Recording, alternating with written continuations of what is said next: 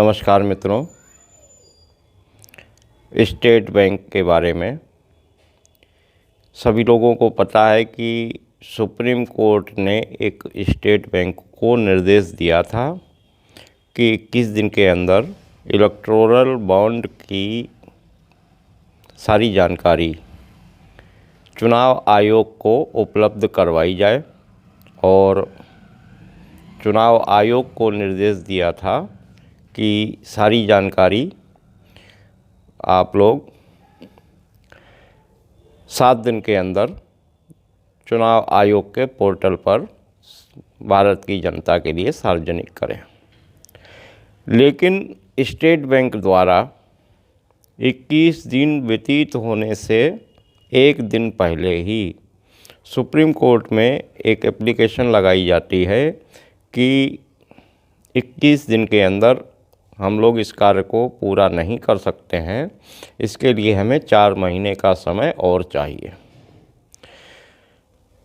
भारत का एक एक नागरिक इस बात को पूर्ण रूप से समझ रहा है कि स्टेट बैंक की योग्यता है कि वह 21 दिन के अंदर इन आंकड़ों को सुप्रीम कोर्ट के निर्देश के अनुसार चुनाव आयोग को सौंप सकता है। लेकिन उसके बाद भी स्टेट बैंक ने यह कार्य नहीं किया। यह कार्य करने के लिए उसको किसी सामान्य व्यक्ति अथवा संगठन ने नहीं कहा था, भारत के सर्वोच्च न्यायालय ने निर्देश दिया था।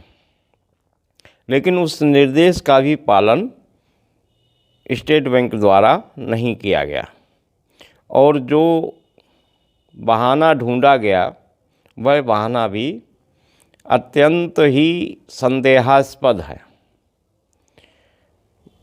भारत की सबसे बड़ी बैंक और उसके लिए एक छोटा सा कार्य करना कोई बड़ी काम नहीं था, लेकिन फिर भी स्टेट बैंक ने अप्रत्यक्ष रूप से इसको करने से मना कर दिया।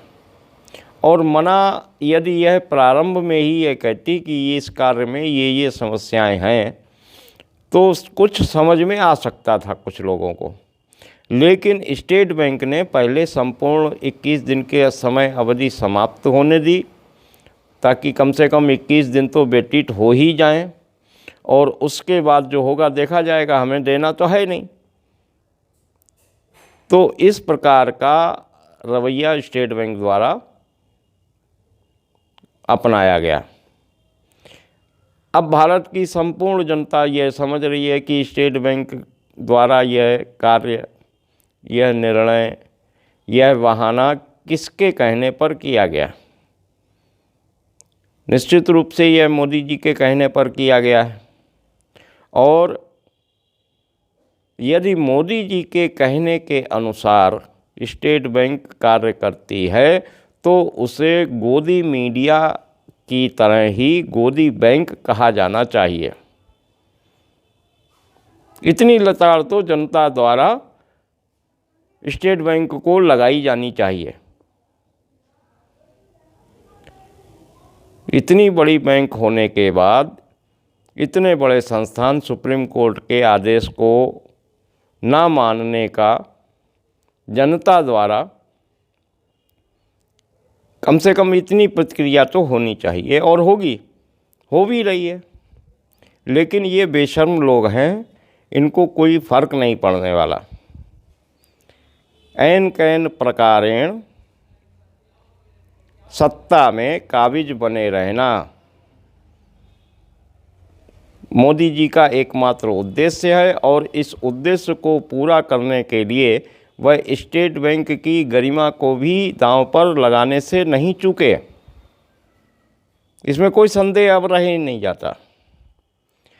उनके लिए कोई भी संस्था, कोई भी संस्थान केवल उनके हित के लिए जब तक काम नहीं करेगा तब तक वहाँ का निर्देशक अथवा जो भी सर्वोच्च अधिकारी हैं उनको वहाँ नहीं रहने दिया जाएगा।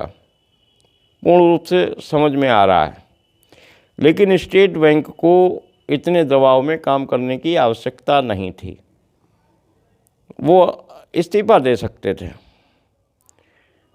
स्टेट बैंक के बारे में अभी जितने वरिष्ठ निदेशक हैं उनके बारे में कहा जा रहा है कि वह सब मोदी की अनुकंपा पर इस समय काम कर रहे हैं, यानी कि वो रिटायर हो चुके हैं और मोदी जी ने उनको अपनी दया दृष्टि के माध्यम से पद पर बैठाया हुआ है और उसकी कीमत वह वसूल रहे हैं और उसकी कीमत ही स्टेट बैंक के वरिष्ठ अधिकारी दे रहे हैं। तो यह गोदी बैंक हो चुका है। मुझे नहीं लगता कि इसके अतिरिक्त इसका कोई और सम्मानजनक उच्चारण किया जा सकता है। अब यदि सुप्रीम कोर्ट इसके खिलाफ, इसके इस बहानेबाजी के खिलाफ कोई सख्त कदम, सख्त निर्देश नहीं देता है तो सुप्रीम कोर्ट की भी ख्याति को धक्का लगेगा, क्योंकि उसने निर्णय किया लेकिन पालन न करवाना भी उसकी ही कमी रहेगी। बहुत बड़ा घोटाला जो उजागर किया सुप्रीम कोर्ट ने, उसका कोई लाभ जनता को मिलने वाला शायद नहीं है। ये सब खिचड़ी पक रही है। 2019 में ही स्टेट बैंक को सुप्रीम कोर्ट द्वारा इन आंकड़ों का संग्रह करने के लिए कहा जा चुका था, लेकिन उसके बाद 4 साल बाद जब सुप्रीम कोर्ट ने उनको इन आंकड़ों को मांगा 4 साल बाद, तो 4 महीने उसको और चाहिए।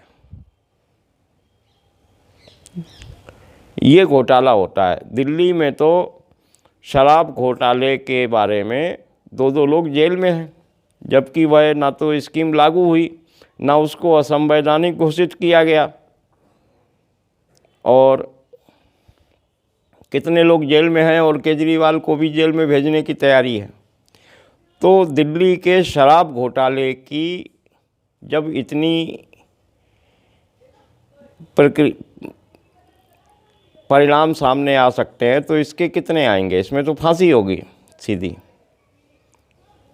लेकिन ये सुप्रीम कोर्ट का काम है कि वह क्या निर्णय लेती है, क्या नहीं लेती है। हम सामान्य जनता तो केवल अनुरोध ही कर सकते हैं सुप्रीम कोर्ट कोई सख्त निर्णय ले स्टेट बैंक के विरुद्ध, ताकि अन्य कोई संस्था सुप्रीम कोर्ट के आदेशों की अवहेलना करने में सक्षम ना हो सके भविष्य में। सुप्रीम कोर्ट को एक्टिव होना पड़ेगा। आगे जैसा एक सुप्रीम कोर्ट निर्णय लेगा आप लोगों को सूचित किया जाएगा।